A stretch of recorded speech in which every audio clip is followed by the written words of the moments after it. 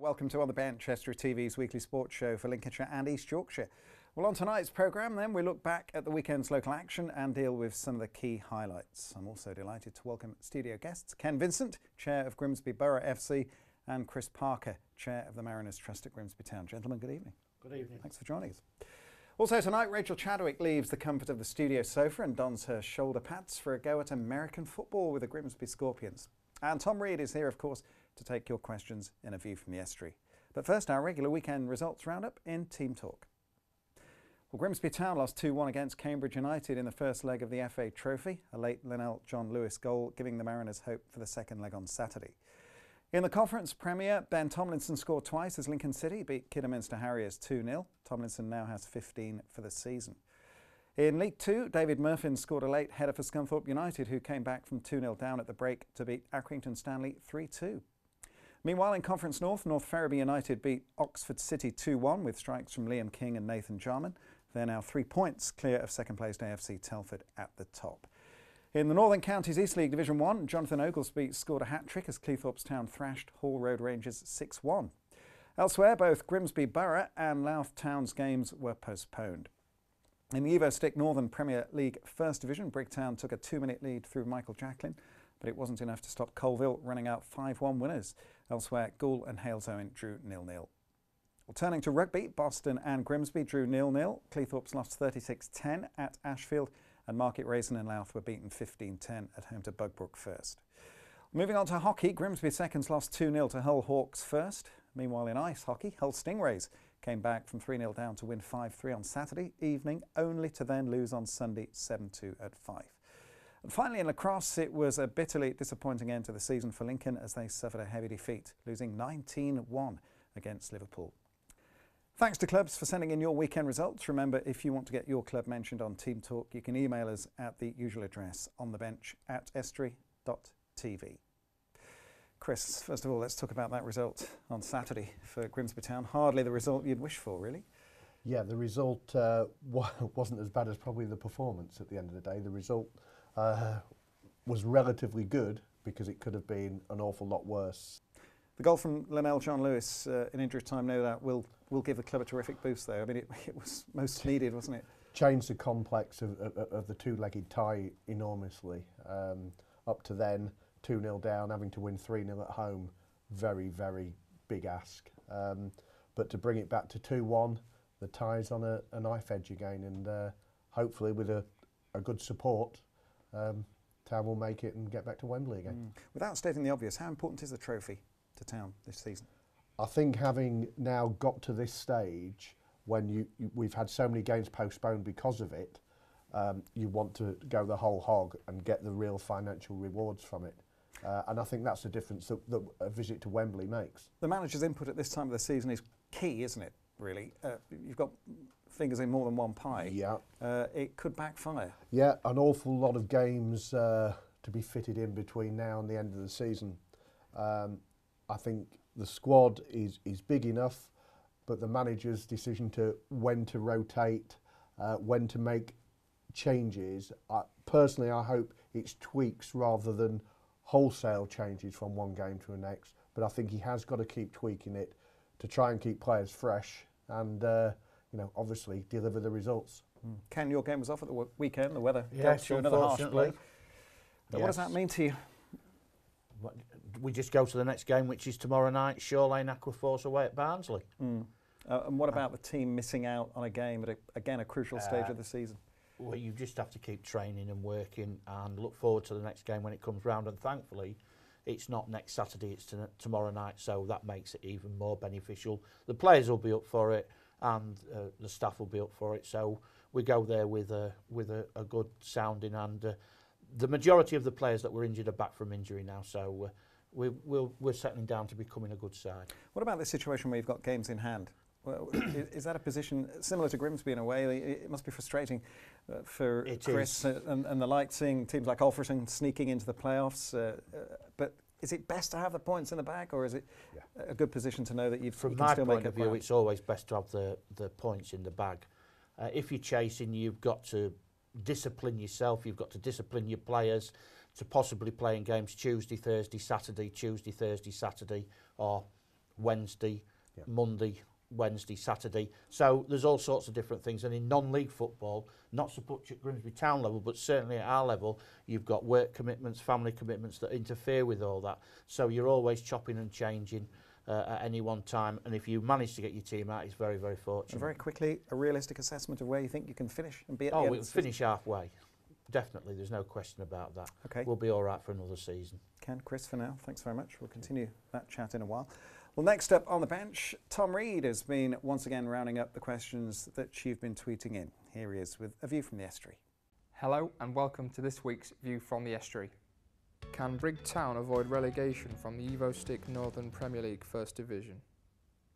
Yeah, they've got a real chance, I think, of staying up. That they're currently 19th with 31 points. The two sides directly below them are Kidsgrove Athletic with 27 points, so they're already 4 points clear of those, and the team below that side are Bedworth United with 26 points.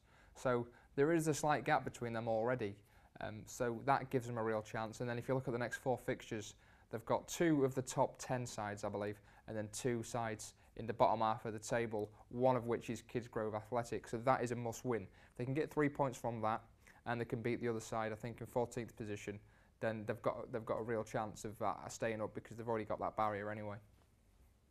Should more be done to combat abuse via social networking sites towards sportsmen and women?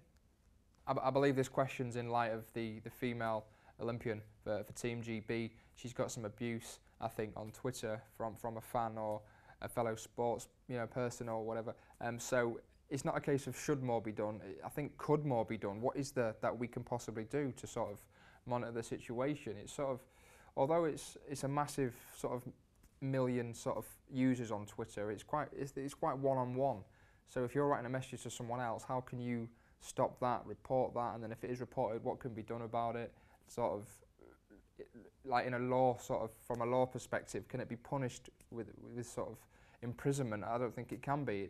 That'd be daft really for such a.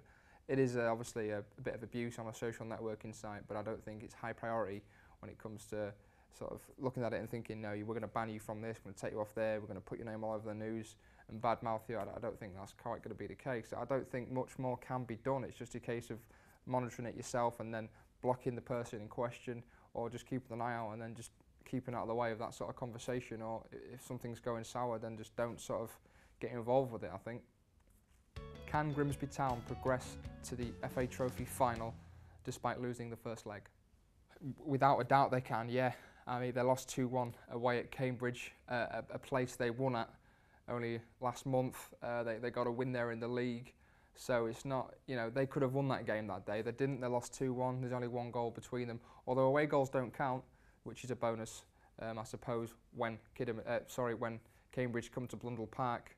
So, all they need to do really is win by more than 1 goal. And I think Grimsby are more than capable of doing that. They've got 2 new signings, Tooncara and Fifield, who at both ends of the pitch are making a difference. And of course, they've been to the final as well before, so they know what it takes to win a semi-final match. So I think Blundell Park on Saturday is going to be fantastic, and I think Grimsby can do it, yeah. Once again, thank you for your questions this week. If you want to get in touch with the programme, you can tweet us at AskEstuary, or you can now email us on the bench at estuary.tv. Thanks, Tom. If you want to send Tom a question, a reminder, again, you can tweet him at AskEstuary, or you can email in on the bench at estuary.tv. Let's go for a quick break now. We'll see you again very shortly. Join us then. Go, go.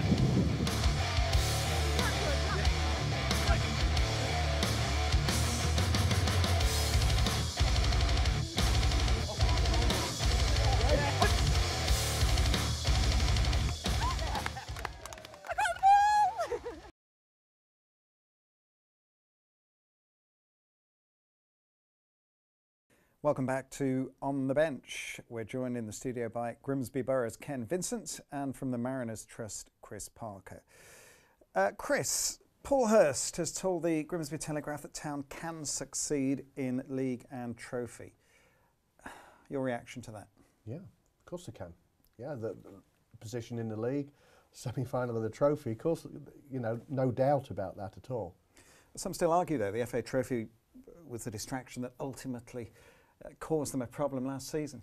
Yeah, possibly. I'm a great believer that momentum is vital, and I think if you're playing and you're winning and you're collecting points, players would much rather be playing than training. I don't see it as the big hurdle that maybe some do.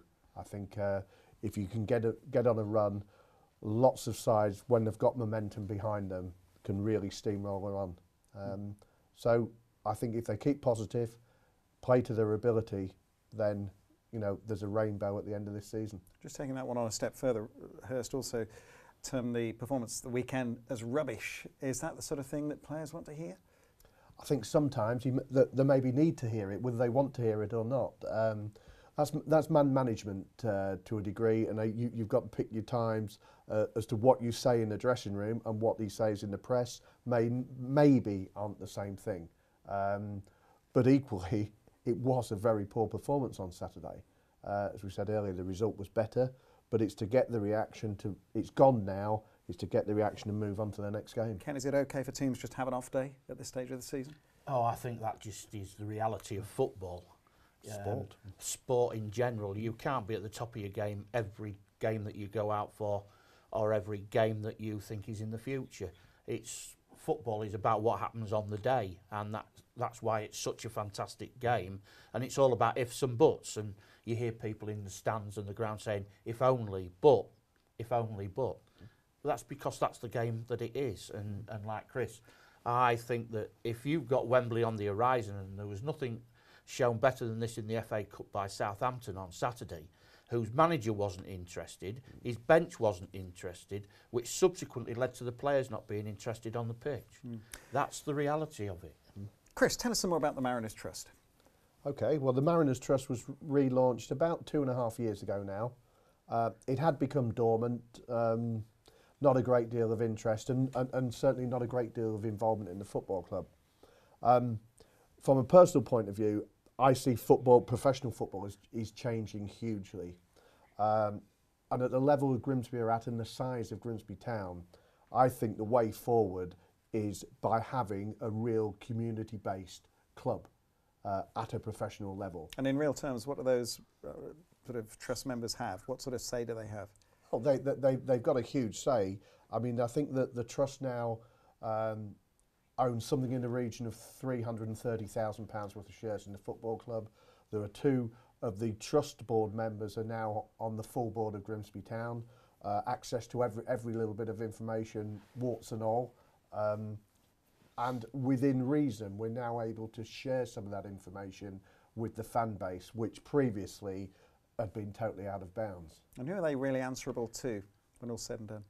Who do you, what, the trust members? Well, to the supporters base, yeah, to the members, very much so. With that in mind, we've recently conducted, or in the process of conducting, a fan survey. So we can truly represent their views.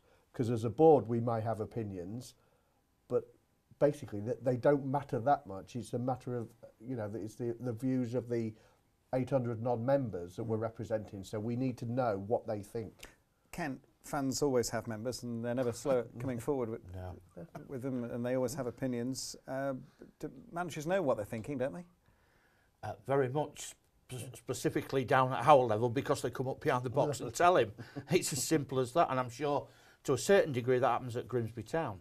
And certainly some of those are very nice comments, but at the same time some of the comments I've heard are rather ugly and certainly insulting, and can get very, very deep into somebody's mind. If you haven't got a thick skin, then I think you need to be careful about taking on a football manager's role, because they get all sorts of things said to them.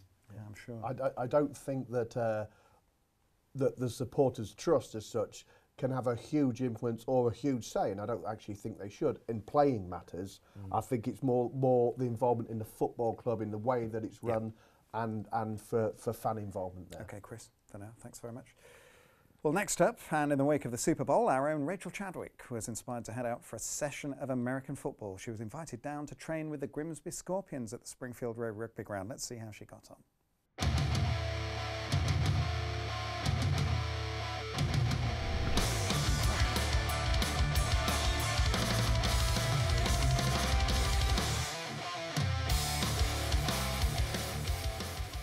So I'm down here at Grimsby Scorpions American Football Club. On the back of the Zoo Bowl, we just want to find out a bit more about the sport, find out what all the interest is about in England at the minute. It looks muddy, it looks brutal, so I'm going to get involved and see what all the fuss is about.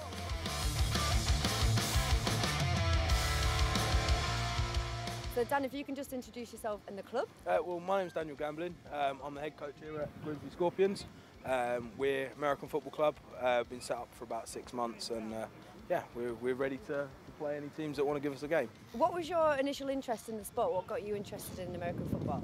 Well, it started when I was younger. My dad's a big fan of American football. We've got family out in Tennessee, so I've sort of been brought up on it since I was, sort of 9, 10 years old. So for anybody that doesn't know about American football, me, what would be the main differences between other sports? It's an adaptation of rugby, so there's not, it's not really the same as rugby. We do find a lot of rugby players, they sort of go, oh yeah, no, it's just rugby with pads on it. It's not. It's a completely different sport. There is a lot of similarities, i.e. the shape of the ball and the essential progression of the game to get from one end of the field to the other to score. Essentially from that side it's similar, but the actual tackling, the physicality of the game and the proneness to injuries and things like that, it's completely different.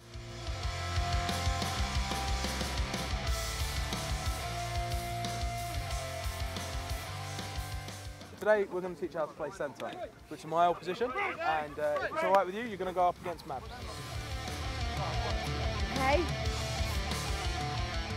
You want your feet shoulder width apart. Okay. Okay. And you want to squat down, put your hand onto the floor, Yeah. and stick your bum up. Right, I can do that. Okay. All you want to do there is you want to hold the ball. Yeah. Okay. And basically you want to do it as a pendulum. So if you're holding it, you just want to flick it. Down. Go, go, go. Back.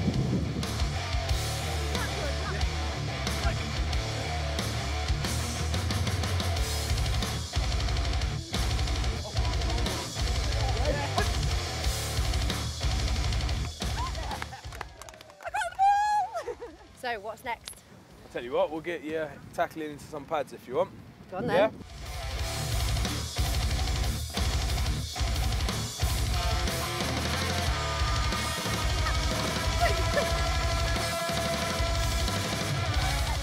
Yeah, I'm Sean Ward. I used to play 20 years ago when Grimsby Scorpions first started up, and then we moved on to Scunthorpe Steelers, Lincoln Saints, stuff like that, and then it came back, and it's like, want to be a kid again, you know what I mean? My name's Steve Hopkins.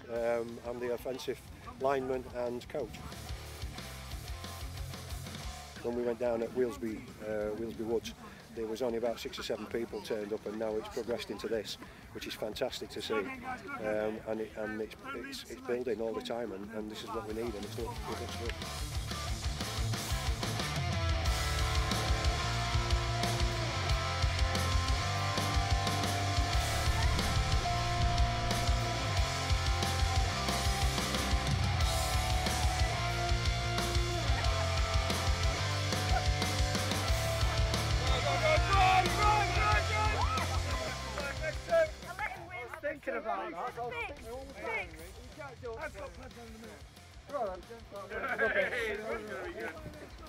American football then. It's a really interesting sport. I really enjoyed it today. I've done a bit of throwing and catching, tackled a few blokes, and I've really got stuck in. So my opinion would be get involved, get down here, find something for all your skill sets, whether you can run, whether you can tackle, whether you can jump really high, they'll get you involved. Time it shows, mate. Scorpions on 3! 1, 2, 3, Scorpions!